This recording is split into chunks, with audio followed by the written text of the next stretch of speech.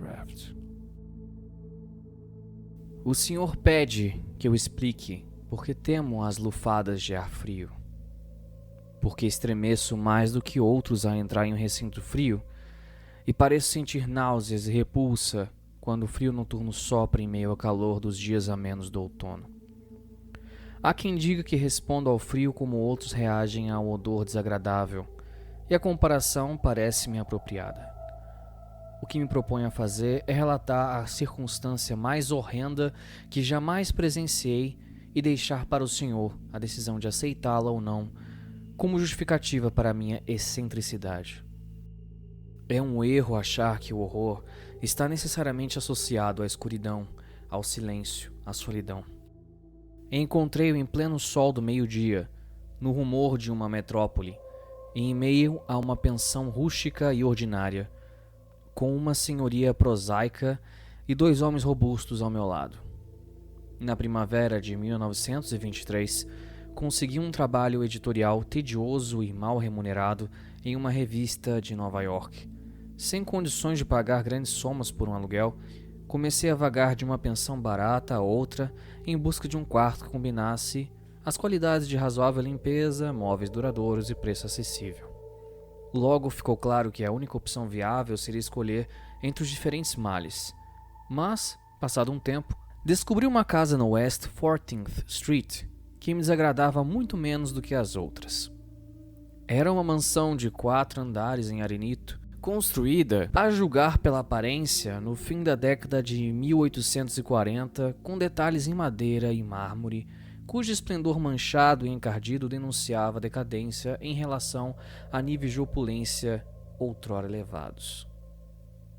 Sobre os quartos, grandes, espaçosos e decorados com papéis de parede impossíveis e cornijas de estuque com ornamentos ridículos, pairava uma umidade deprimente e um resquício de cozinhas obscuras.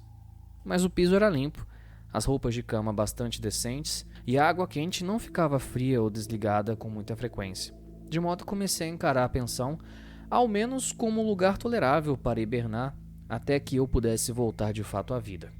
A senhoria, uma espanhola vulgar e quase barbada que atendia pelo nome de herreiro, não me aborrecia com fofocas nem com críticas a respeito da luz que permanecia acesa até o avançado da noite em meu quarto no 3º andar. E os demais inquilinos eram tão quietos e indiferentes quanto se podia desejar, sendo a maioria deles espanhóis, só um pouco acima da maior grosseria e da maior vileza. O único aborrecimento incontornável era o fragor dos bondes na rua lá embaixo. Eu estava na pensão havia umas 3 semanas, quando ocorreu o primeiro incidente estranho. Pelas 8 horas da noite, escutei o barulho de algum líquido espalhando-se no chão e logo senti um cheiro pungente de amônia. Olhando ao redor, percebi que o teto estava úmido e gotejava. O líquido parecia vir de um canto, no lado que dava para a rua. Ansioso por resolver o problema antes que piorasse, apressei-me em falar com a senhoria e fui informado de que o problema se resolveria logo em breve. "El senhor Munhoz!" gritou ela, enquanto subia os degraus correndo à minha frente. "Derramou algum produto químico. Ele está muito doliente para tratar-se, cada vez mais doliente, pero não aceita a ajuda de ninguém. É uma dolência muito esquisita. Todos os dias ele toma uns banhos com cheiro estranho, pero não consegue melhorar nem calentar-se. Todo o trabalho doméstico é ele que lo faz. El cartito está repleto de garrafas e máquinas e ele não trabalha mais como médico. Pero já foi famoso. Meu pai em Barcelona conhecia o nome. E há pouco lhe curou o braço a um encanador que se machucou de repente. O homem não sai nunca.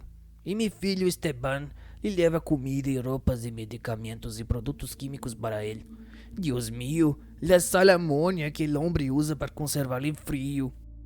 A senhora Herrero desapareceu pela escada em direção ao 4º andar e eu retornei ao meu quarto. A amônia parou de pingar e enquanto eu limpava a sujeira e abria a janela para ventilar o quarto, ouvi os pesados passos da senhoria logo acima da minha cabeça. Eu jamais ouvira o Dr. Munhoz, salvo por alguns sons como os de uma máquina a gasolina, uma vez que suas passadas eram gentis e suaves. Por um instante perguntei-me que estranha moléstia afligia esse homem, e também se a obstinação em recusar ajuda externa não seria o resultado de uma excentricidade com pouco ou nenhum fundamento. Ocorreu-me o pensamento nada original de que existe um patos incrível na situação de uma pessoa eminente caída em desgraça.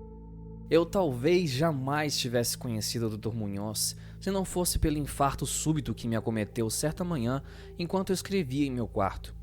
Os médicos já me haviam alertado para o perigo desses ataques, e eu sabia que não havia tempo a perder.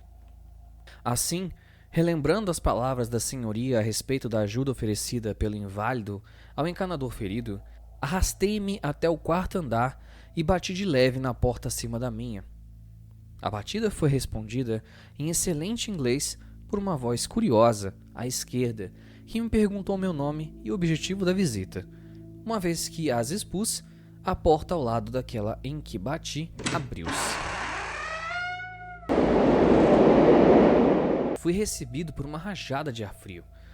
E ainda que o dia fosse um dos mais quentes no final de junho, estremeci ao cruzar um umbral rumo ao interior de um apartamento, cuja decoração rica e de bom gosto surpreendeu-me naquele antro de imundície e sordidez.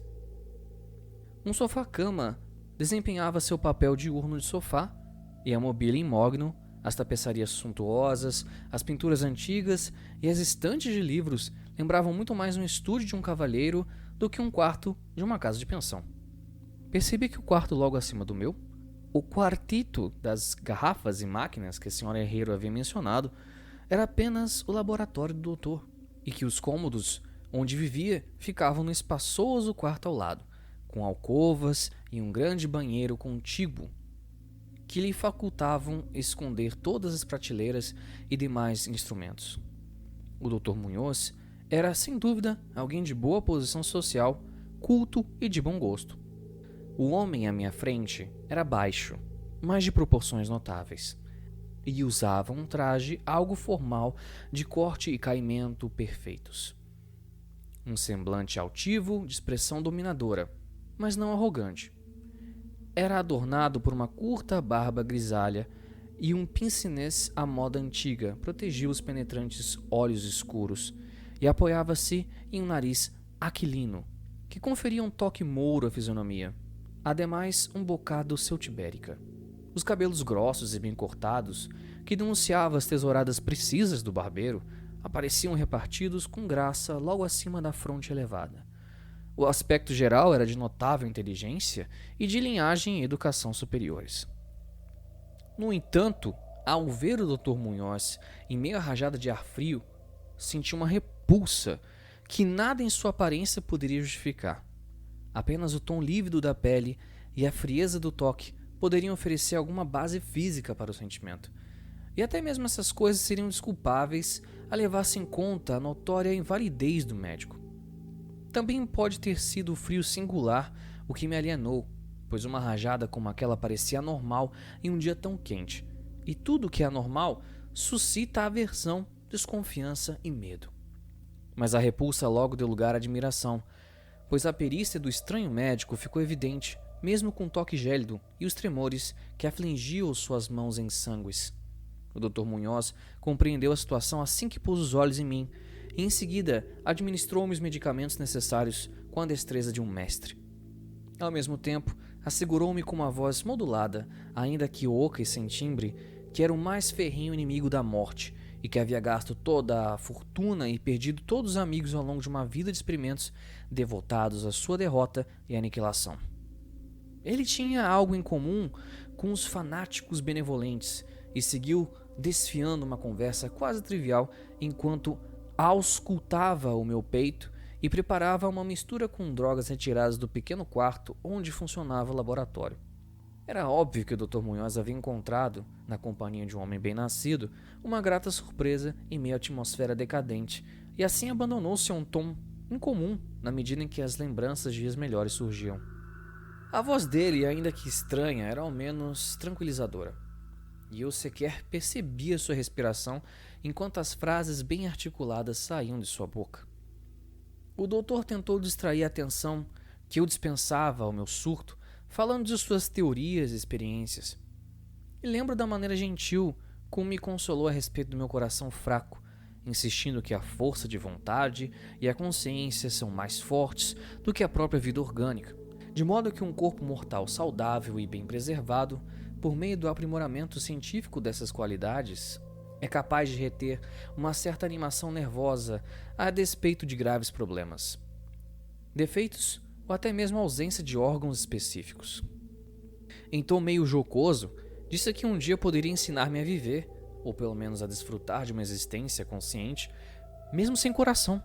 De sua parte, o Dr. Munhoz sofria com uma pletora de moléstias que exigiam um tratamento rigoroso à base de frio constante. Qualquer aumento prolongado na temperatura poderia ter consequências fatais, e em seu apartamento gélido, onde fazia cerca de 12 ou 13 graus centígrados, havia um sistema de resfriamento por amônia, cujo motor a gasolina eu ouvira repetidas vezes no meu quarto, logo abaixo.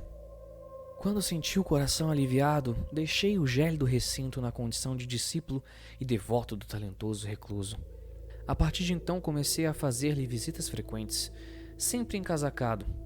Eu ouvi o doutor falar sobre pesquisas secretas e resultados quase hediondos e estremeci de leve ao examinar os tomos antigos e raros nas estantes. Devo acrescentar que fui quase curado da minha doença graças à sua grande habilidade clínica. O Dr. Munhoz não desprezava os encantos dos medievalistas, pois acreditava que aquelas fórmulas crípticas encerrassem estímulos psicológicos bastante raros, que poderiam muito bem ter efeitos singulares em um sistema nervoso abandonado pelas pulsações orgânicas.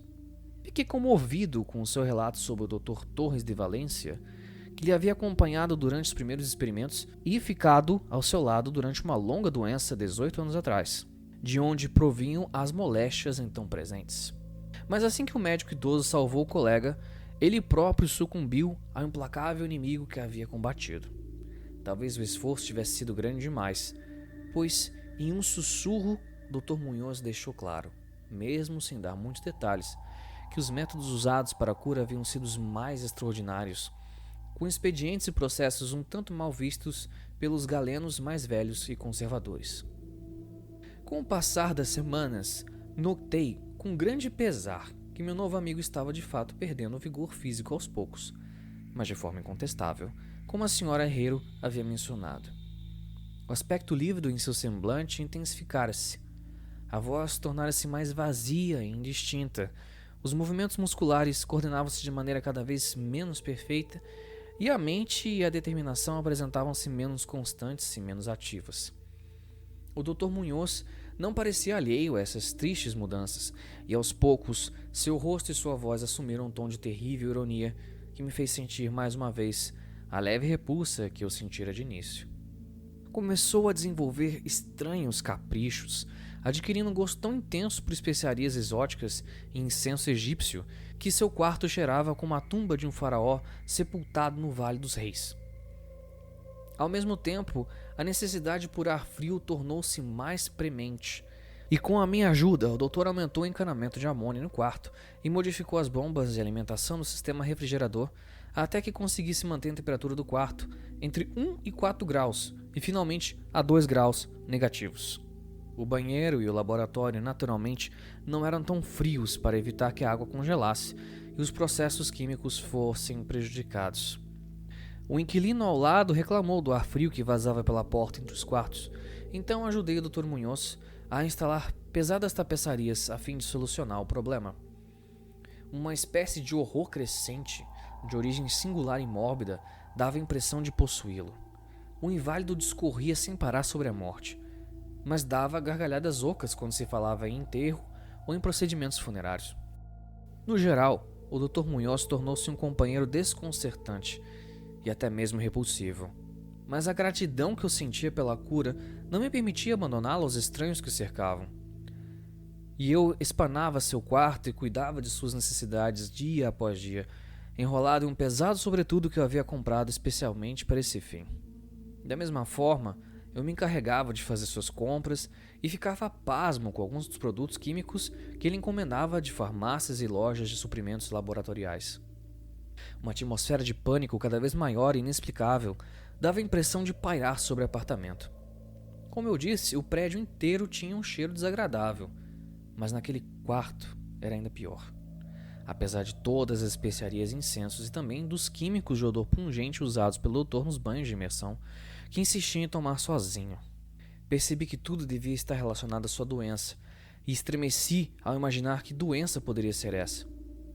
Depois de abandonar o doutor inteiramente aos meus cuidados, a senhora Herrero passou a fazer o sinal da cruz ao vê-lo. Não permitia sequer que o filho Esteban continuasse a desempenhar pequenas tarefas para o velho. Quando eu sugeria outros médicos, o doente manifestava toda a raiva de que parecia capaz. Era visível que temia os efeitos físicos dessas emoções violentas, mas sua determinação e seus impulsos cresciam em vez de minguar, e ele recusava-se a ficar de cama. A lassitude da antiga doença deu lugar a um ressurgimento de seu ferrenho propósito, de forma que o Dr. Munhoz dava a impressão de estar pronto para enfrentar o demônio da morte no mesmo instante em que esse ancestral inimigo atacava-o.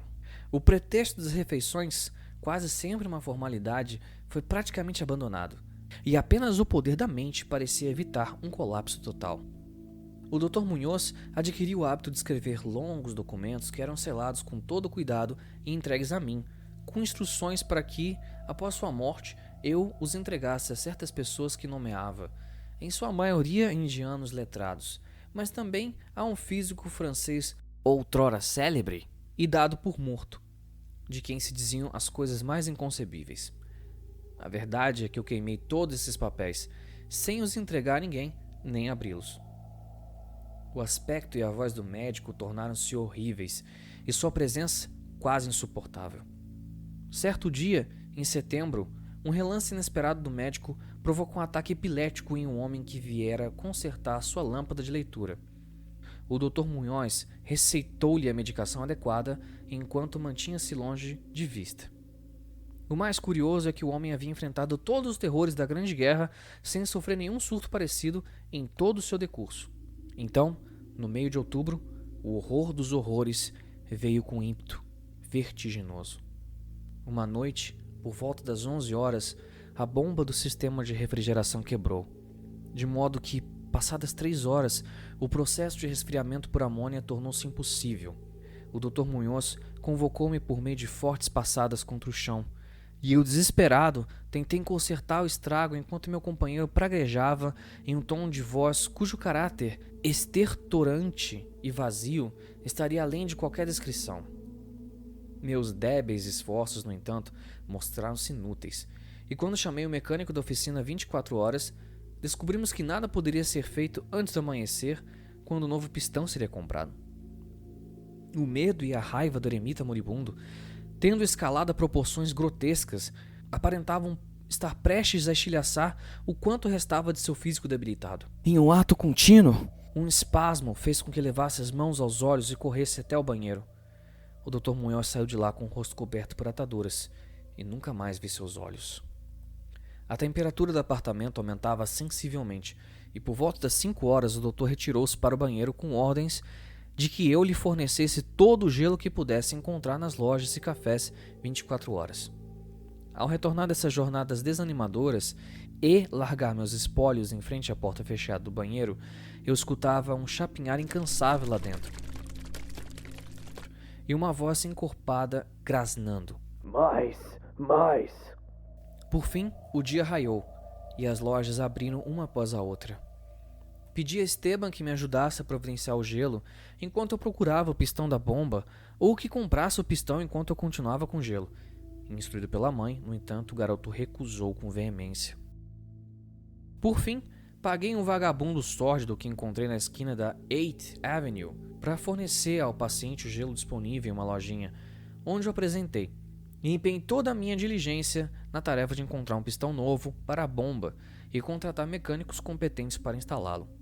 A tarefa parecia interminável e tive um surto de raiva, quase como o do eremita, ao perceber que as horas passavam num ciclo frenético e incansável de telefonemas inúteis e buscas de um lugar ao outro, para lá e para cá, no metrô e no bonde. Próximo ao meio-dia, encontrei uma loja de peças no centro da cidade e por volta da 1h30 cheguei de volta à casa de pensão com a parafernália necessária e 2 mecânicos robustos e inteligentes. Eu fiz tudo o que pude, e tinha esperança que ainda tivesse tempo. O terror negro, no entanto, havia chegado mais depressa. A casa estava em pandemônio, e acima das vozes exaltadas escutei alguém rezando em uma voz de baixo profundo. Havia algo demoníaco no ar, e os inquilinos rezavam as contas de seus rosários, enquanto sentiam o cheiro fétido que saía por baixo da porta fechada do médico. O desocupado que o arranjara havia fugido em meio a gritos e com o olhar vidrado logo após a segunda remessa de gelo, talvez como resultado de uma curiosidade excessiva. É claro que não poderia ter chaveado a porta atrás de si, mas nesse instante ela estava trancada, provavelmente pelo lado de dentro. Não se ouvia som algum exceto o inominável gotejar, lento e viscoso.